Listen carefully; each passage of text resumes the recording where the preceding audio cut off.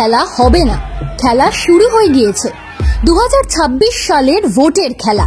সেই খেলায় সবচেয়ে আগে যারা পারমুটেশন কম্বিনেশন করতে ব্যস্ত সেই পার্টির নাম সিপিআইএম।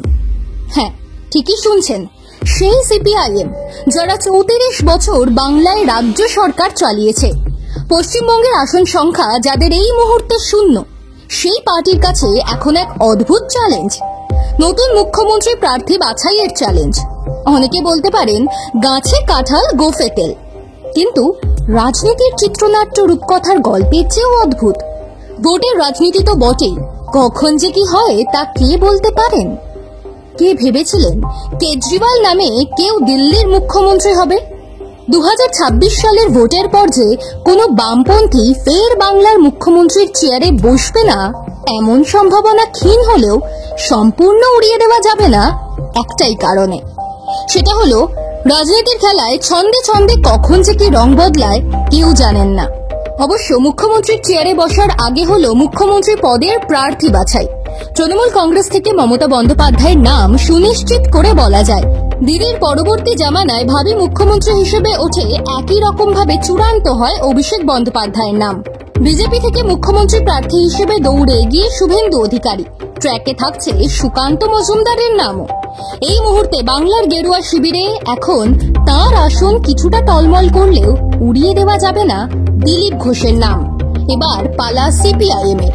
সাম্প্রতিককালে শতরূপ, সৃজন, দীপশিতা, মীনাক্ষীদের মতো তারুণ্যে ভরপুর সিপিআইএম এ অভিভাবকের মতো সবচেয়ে জনপ্রিয় দুটো নাম, এক মোহাম্মদ সেলিম, দুই সুজন চক্রবর্তী। চুলচেরা বিশ্লেষণে রাজনৈতিক মহল থেকে সিপিআইএম কর্মীদের মতে মুখ্যমন্ত্রী পদপ্রার্থী যদি বাছতেই হয় সেখানে অনেকটাই এগিয়ে থাকবেন মোহাম্মদ সেলিম।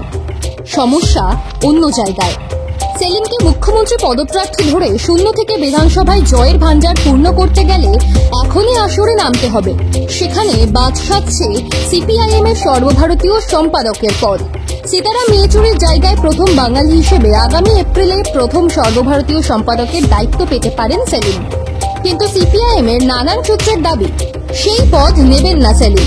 উল্টে পশ্চিমবঙ্গে বাম জমানা ফিরিয়ে আনতে মাটি কামড়ে পড়ে থাকবেন এ রাজ্যেই। বাংলায় দলকে আরো স্পষ্ট করে বললে তরুণ বাম নেতাদের সামনে থেকে নেতৃত্ব দিতে চান সেলিম। হারের ভয় ভোটে লড়তে তিনি পিছ পাহান না কখনো। সিপিএম এর একমাত্র রাজ্য সম্পাদক হিসেবে ভোটে লড়েছেন তিনি। সিপিআইএম এর এই মুহূর্তে যা জোর সেটাই দুর্বলতা। সেই বিষয়টা হলো তারুণ্য। মীনাক্ষী, ঐশী, কলতানদের মধ্যে দিয়ে জনমানুষের একাংশে ভালো লাগা কাজ করে, তবে ভোটে জিতিয়ে গুরুদায়িত্ব দেওয়ার ব্যাপারে বাদ সাধে অভিজ্ঞতা। সিপিআইএম বিধানসভায় সরকার গড়লে মুখ্যমন্ত্রী হবেন কে? তরুণদের মধ্যে কেউই পরীক্ষিত নন। সেদিক থেকে দেখলে সেলিমই রাইট চয়েস তরুণদের অভিভাবক হিসেবে নেতৃত্ব দেওয়ার ক্ষেত্রে, আর হ্যাঁ, মুখ্যমন্ত্রী পদের প্রার্থী হিসেবেও।